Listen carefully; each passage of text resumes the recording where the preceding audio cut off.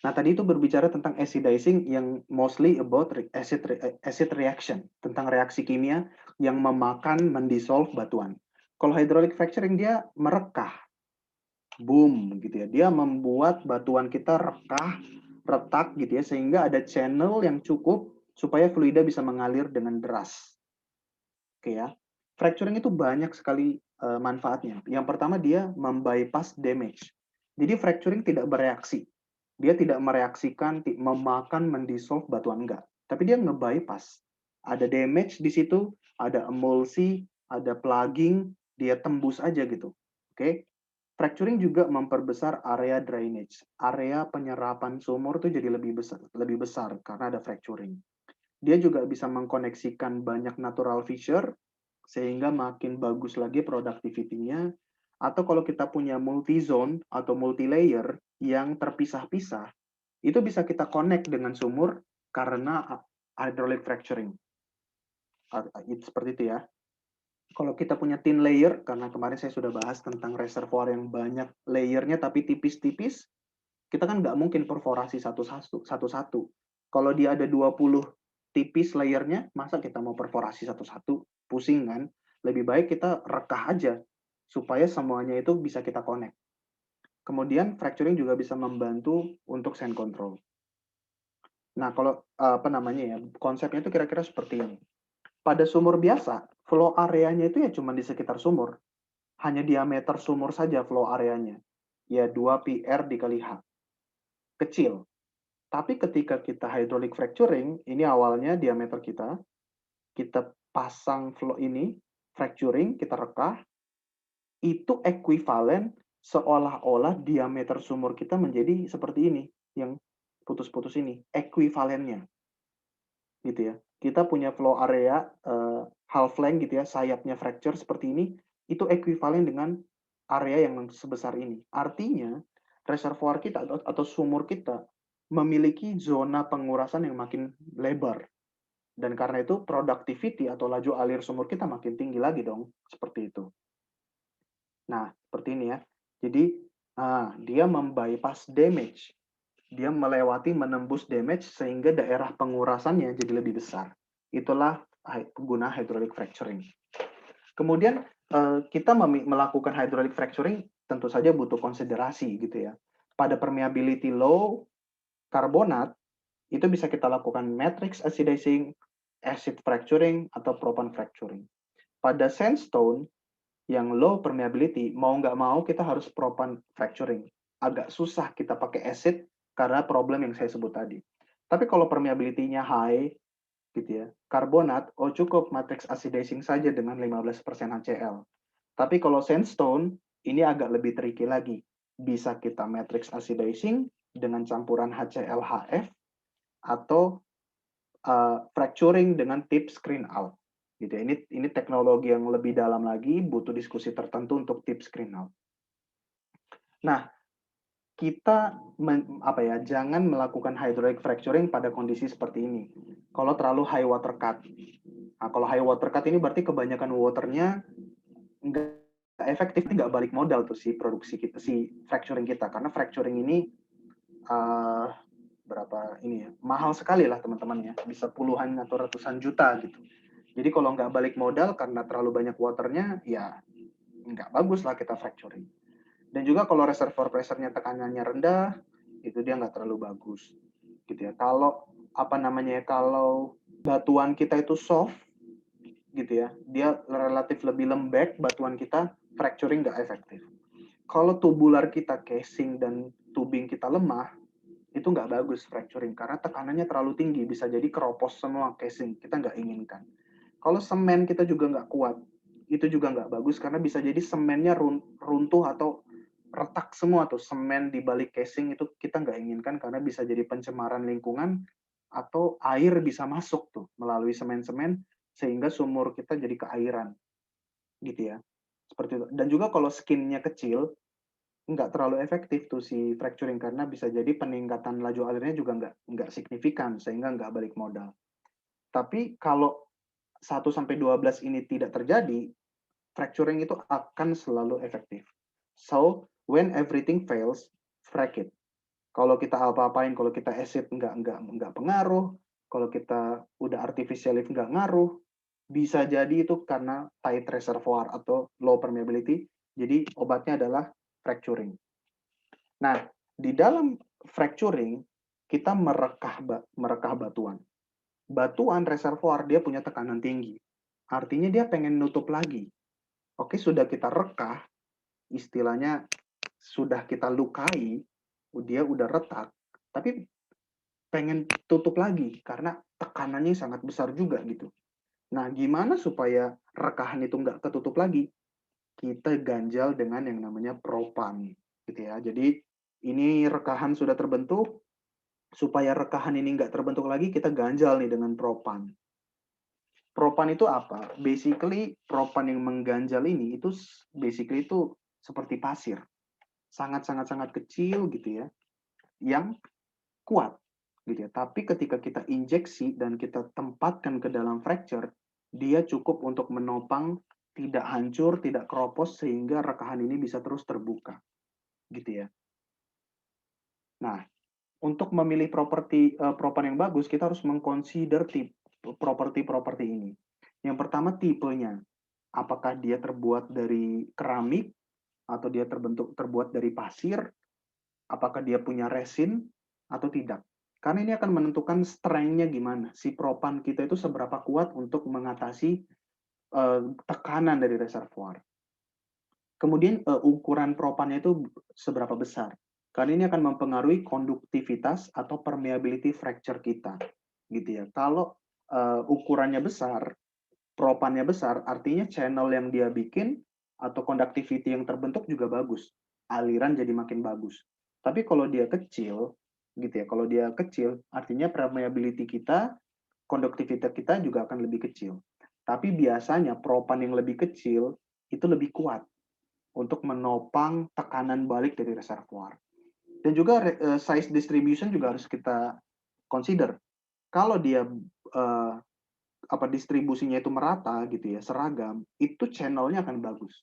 Tapi kalau size distributionnya nggak bagus gitu ya, ada besar, ada kecil, ya ini sama aja kita numpukin, mengganjal reservoir kita, mengganjal fracture kita, dan seperti seolah-olah ngeplak juga gitu, karena penuh, nggak bisa ada aliran juga nanti pada akhirnya gitu ya. Jadi kita nggak inginkan juga kalau yang tidak even, tidak merata distribusinya. Juga bentuk dan roundness dan sphericity dari propan kita harus kita consider juga. Kita pengen dia very round gitu ya. Kita pengen dia itu very sphere gitu ya. Makanya orang sekarang cenderung propan itu dari keramik karena dia bisa round, membentuk seperti bulat, dan sphere gitu ya. Mengapa ini penting? Supaya propan itu lingkaran dan bentuk geometri lingkaran ini itu lebih kuat menerima tekanan dari reservoir. Jadi dia mendistribusikan tekanan itu ke seluruh area dia. Jadi tidak mudah retak. Tapi kalau roundness-nya kecil, misalnya kayak apa namanya ya, kayak kerikil-kerikil yang tidak berbentuk, itu relatif lebih mudah dipecahkan gitu ya. Karena ada titik-titik tertentu yang akan menerima tekanan berlebih. Ada juga area-area lain di dalam propan yang menerima tekanan sedikit saja gitu. Makanya itu lebih mudah pecah. Density propan juga harus kita consider karena kalau density-nya terlalu berat, ketika kita injeksi, dia settle duluan ke bawah. Ngisinya di bawah doang karena dia terlalu berat, jatuh aja ke bawah gitu ya. Sementara daerah fracture yang lain tuh kosong. Nah, kita nggak inginkan itu. Nah, salah satu problem yang terjadi pada sumur fracturing adalah ketika kita produksikan lagi, bukan seringkali ya, ada aja propan yang keikut produksi, kebawa lagi. Gitu. Jadi, bisa nih, ngisi di daerah sini nih, numpuk propan, sehingga ya seperti formation damage juga gitu. Atau lebih parah lagi ketika dia masuk ke ESP, propan-propan ini ya bisa membuat damage, bisa rusak, jebol si ESP kita, si stage ESP kita. Jadi kita harus mencari gitu ya propan yang nggak mudah ngalir kembali, yang ketika dia dipasang ke dalam rekahan udah di situ aja permanen gitu ya, tidak kebawa lagi. Ini tugas engineer berdiskusi dengan vendor juga, karena hydraulic fracturing ini disediakan oleh vendor untuk melihat nih performa dari propanmu bagaimana, mudah flowback atau enggak, seperti itu. Nah, sekarang kita bicara tentang frac fluida. Oke, karena nggak mungkin kita injeksinya propan toh. Gitu, kita injeksi propan padatan, kita pompa ke dalam sumur, nggak mungkin. Propan itu harus kita angkut dengan frac fluid. Frac fluid ini yang kita campur dengan propan, jadi frac fluida inilah yang mengangkut propan, dan dia juga bertekanan tinggi yang merekah reservoir. Gitu ya. Jadi frac fluid itu seperti ini teman-teman, gel. Gitu ya. Dia harus berbentuk seperti ini supaya propan itu bisa tersebar dan terbawa dengan baik oleh frac fluid ini. Bayangkan kalau propan, pasir-pasir gitu, kita injeksikan dengan fluidanya yang encer seperti air aqua. Itu artinya si propannya itu tidak akan tersebar merata, pasti dia akan jatuh duluan karena berat gitu ya. Dia nggak mampu ditransport dengan baik sama fluidanya seperti air minum atau air aqua. Makanya kita perlu frac fluid itu seperti ini supaya dia bisa mengangkut si propan. Nah, ketika kita memilih frac fluida, ada banyak yang harus kita consider. Dia harus safe, dia nggak mencemari lingkungan, dia nggak beracun. Dia tidak damage bagi reservoir. Ya, dia tidak boleh bereaksi membentuk formation damage. Sebaiknya juga easy to make, karena frac fluid ini kita buat di lapangan. Kita tidak beli dari luar dan kita pakai, enggak. Kita campur di lapangan gitu ya. Jadi dia harus cepat digunakan. Low fluid loss, artinya ketika dia masuk dan dia membuat rekahan, dia nggak banyak merembes ke reservoir. Karena bisa jadi fluidanya habis. Yang kita pengen kita merekah 100 meter, karena dia fluid loss-nya tinggi, dia merembes kemana-mana, nggak nyampe karena volumenya udah habis duluan merembes ke reservoir. Jadi kita nggak mau high fluid loss. Jadi yang kita pengen adalah low fluid loss. Viscosity-nya harus cukup, nggak terlalu tinggi, tapi nggak terlalu rendah. Viscosity inilah yang memberikan dia kemampuan untuk mengangkut propan yang tadi. Kalau bisa juga nggak terlalu banyak friksinya, dan juga ketika kita selesai membuat fracture, udah jadi nih fracture-nya 300 meter atau 300 feet, si gel ini harus ngebreak. Jangan dia gel-gel terus di dalam fracture. Kenapa? Ya bayangkan ketika dia gel, dia menjadi penghambat bagi aliran fluida. Oke, jadi pada waktu tertentu gel ini harus hancur. Gitu ya, sama seperti teman-teman bikin agar-agar. Kalau teman-teman biarkan lama-lama, agar-agar itu akan break, akan jadi cair juga, gitu ya. Nah itu, frac fluid yang adalah gel juga harus cepat runtuh gitu ya, supaya tidak menghalangi si aliran fluida reservoir, gitu ya. Kemudian dia harus bisa operationally controllable, environmentally friendly, dan economical. Nah, frac fluid itu pada dasarnya adalah water, gitu ya, adalah air yang kita ambil dari seringkali adalah water production dari sumur kita sendiri. Jadi kita ambil dari stasiun, kita bawa dengan truk gitu ya, water truck, dan kita mixing dengan berbagai chemical ini. Chemical ini yang disediakan oleh vendor gitu ya. Dan kita mixing di lapangan untuk kemudian kita injeksikan. Nah, gel itu tentu saja adalah polimer gitu ya. Polimer bisa punya viscosity yang cukup karena kita punya cross linker. Oke, jadi kalau polimer itu kan rantai panjang. Rantai panjangnya itu ada banyak tipenya. Ada yang linear, ada yang mulai nge-branch, ada yang crosslink. Crosslink ini ketika dia linking antara rantai satu dengan rantai berikutnya gitu ya. Efeknya apa ketika kita tambahkan crosslinker? Ini agen crosslinkernya. Nggak perlu kita hafal gitu ya. Yang penting ada namanya borat crosslinker. Ketika kita nambahkan crosslinker ke dalam gel, ini yang terjadi. Peningkatan viscosity. Dari yang awalnya relatively encer, menjadi seperti ini. Oke, kelihatan kan? Yang ini lebih bagus mengangkut propan. Dan juga kita harus tambahkan breaker, nge-break gitu ya, supaya gel tadi ketika kita selesai fracturing, dia nge-break, dia pecah gitu ya. Sehingga bersih si rekahan kita dan tertinggal propan-propan saja. Instead of yang seperti ini. Ini yang terjadi ketika gelnya tidak nge-break. Dia stay aja di dalam batuan dan ini bisa mengganjal aliran. Oke, kita percepat ya. Jadi frag fluid itu ada banyak aditif dan aditif itu punya masing-masing kegunaan. Oke, sebagai engineer kita nggak perlu menguasai seluruh aditif ini ya, tapi semuanya itu penting. Dan memang ini butuh diskusi yang tersendiri. Fracturing itu bisa berdiri sendiri sebagai textbook, sebagai training gitu ya, yang barulah kita mengerti apa kegunaan dari masing-masing chemical ini. Nah, tadi sudah bahas propan, udah bahas fluida, sekarang operationnya gimana sih? Gitu ya. Panjang, fracturing ini panjang ceritanya. Kita ambil dulu data drilling, kemudian kita simulasikan, kemudian setelah kita confirm kita mau fracturing, kita bawa itu banyak serangkaian peralatan itu ke dalam on-site. Oke, kita bawa juga fluidanya, kita ambil airnya gitu ya dari stasiun, kemudian kita rig up gitu ya. Jadi pompa, mixer, blender itu semuanya kita atur gitu ya. Tangki propan, tangki fluida itu kita atur sedemikian rupa supaya nanti operasinya lancar. Kemudian kita perforate si ini ya perforation tubingnya gitu ya, si production tubing. Kemudian kita lakukan flush dan formation breakdown. Oke, jadi kita nge-break dulu, kita rekahkan awal dulu si batuan reservoirnya. Kalau kita perlu acid, kita tambahkan dulu acid treatment. Tapi biasanya juga nggak harus.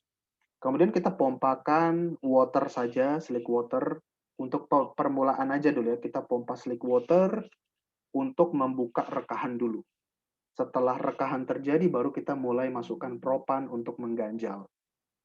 Jadi kita ganjal dengan propan. Setelah selesai, rekahan terjadi, propan terpasang, barulah kita flash atau flowback. Gitu ya. Sekarang placementnya. Ada tangki propan, tangki chemical, tangki water. Ketika kita mau bikin fluidanya, kita blender. Kita blender, udah oke viskositasnya, kita baik production engineer maupun vendor sudah agree, ini udah bagus, kita berani injeksi. Kita masukkan ke dalam manifold, kemudian kita masukkan ke dalam pompa. Gitu ya. Bayangkan ya, peningkatan pressure-nya dari 50 psi sekitar atmosferik gitu ya, masih relatif rendah tekanannya menjadi 10.000 psi. Inilah yang dibutuhkan untuk merekahkan reservoir, merekahkan formasi. 10.000 dimasukkan melalui manifold dan dimasukkan ke dalam sumur. Masuk ke dalam formasi, boom, rekahan terjadi. Oke, of course nggak sesimpel ini ya. Seperti ini. Jauh lebih kompleks dan biasanya bisa makan 2-3 hari operasinya, tergantung fracturing kita mau seberapa masif. Dan seringkali di lapangan itu bisa jadi becek, kita bisa operasi malam-malam, gitu ya. Jadi semuanya operasionalnya itu harus diperhitungkan dengan baik antara engineering department, vendor, dan operation department. Nah, ketika kita ngomong tentang fracturing, kita berbicara tentang pressure, dan pressure, gitu ya. Jadi setiap titik itu harus diperhitungkan, tekanan di surface berapa, friksinya berapa, tekanan di perforasi berapa, tekanan di reservoir berapa. Perhitungan yang lebih mendalam ini kita butuh diskusi tersendiri gitu ya. Tapi intinya kita harus kalkulasi. Ketika pressure di surface berapa, tambah hidrostatik jadi berapa. Ada friksi, hilang berapa. Nyampe di bottom hole jadi berapa. Melewati perforasi itu juga ada pressure drop, dia jadi berapa. Tekanan reservoir berapa, itu harus diperhitungkan supaya fracture bisa terjadi. Jadi kira-kira seperti ini. Kita injeksi, kita mulai buka reservoir dengan water dulu ya. Kita rekahkan dengan water dulu aja. Kita buka lagi reservoir kita dengan rekahkan, baru kita siap mengganjal dengan propan. Penuh propannya, udah selesai, barulah kita flow back ke atas. Ini udah terisi dengan propan semua. Gitu ya. Mohon maaf, ini kebalik ya. Jadi dari atas ini, kemudian kita injeksikan propan masuk, barulah kita flow back. udah fluidanya kita kuras habis sehingga stay propan di sini. Baru kita produksi. Atau lebih ini lagi ya, lebih lebih animatif lagi gitu. Seperti ini, kita injeksi pad dulu. Pad ini seringkali hanya fluida seperti water dengan viskositas yang relatif nggak terlalu tinggi. Gunanya untuk mendinginkan formasi dan membuka jalan fracture pertama. Kita buka, boom, kita rekah lebih dalam lagi, kita membuat rekahan. Kita membuat seperti rumahnya dulu. Udah terbentuk rekahan, baru kita berani mulai injeksi propan. Tadi itu pad itu ini ya, yang warna merah, dan ini propan yang warna orange. Rekahan sudah makin lebar, udah siap kita injeksi propan, barulah terbentuk di situ. Barulah kita injeksi propan. Tambahkan terus propan sampai dia ngepek. Penuhlah si fracture kita dengan apa namanya? Dengan si propan, barulah kita selesai operation. Udah habis, fluidanya udah merembes semua, kita harapkan seperti itu ya. Gelnya sudah nge-break, udah nggak ada lagi sisa-sisa fluida, sisa propannya aja. Ini idealnya, kita inginkan seperti itu. Setelah itu baru kita produksikan balik. Oke, kita produksikan balik gitu ya. Kita produksikan. Nah, biasanya water cut-nya tinggi dulu karena masih banyak water di sekitar sumur. Jangan kaget gitu ya. Kok aku produksikan 1, 2, 3 hari sampai 2 minggu, kok aku dapatnya minyaknya dikit banget ya gitu ya. Kok semuanya air? Ya nggak apa-apa, karena ketika kita injeksikan, itu kan banyak sekali air masuk ke area sumur gitu ya. Jadi ketika kita produksikan balik ya banyakkan water dulu gitu. Tapi ketika sudah nyampe 2, 3 minggu sampai 1 bulan barulah muncul waternya semakin turun, oil semakin banyak. Ah, barulah kita produksikan balik modal lah si fracturing itu. Kira-kira seperti itu untuk hydraulic fracturing. Nah, ketika kita melakukan pemompaan, teman-teman, ketika kita melakukan pemompaan, kita punya monitoring di lapangan. Oke, kita catat semua tekanannya itu, kita catat semua laju alirnya, jadi ada pressure, kita ukur semua, laju alir kita ukur semua, konsentrasi propan kita ukur semua, kita masukkan ke dalam software, kita simulasikan. Kira-kira rekahan yang terbentuk seberapa panjang, lengthnya berapa, conductivity-nya seberapa. Inilah simulasi ini yang akan kita input ke dalam perhitungan IPR kita. IPR kita akan berubah, gitu ya. Yang awalnya ada skin-nya jadi 0. Permeability-nya juga akan berubah gitu karena kita melakukan hydraulic fracturing. Well, actually permeability reservoir tidak berubah. Yang kita ubah adalah jari-jari serapan sumur kita. Yang awalnya itu cuma sekitar sumur gitu ya. Tapi dengan adanya fracture, daerah serapan kita jadi makin besar sehingga productivity kita makin besar. Oke, jadi ini dilakukan oleh vendor. Kalau engineering kita punya expertise untuk itu bagus, nanti kita cross check antara simulasi vendor dengan simulasi kita sendiri. Kalau sudah agree, ini yang akan kita pakai untuk perhitungan productivity kita berapa. Jadi kita bisa lakukan lagi nodal analysis dan lain sebagainya.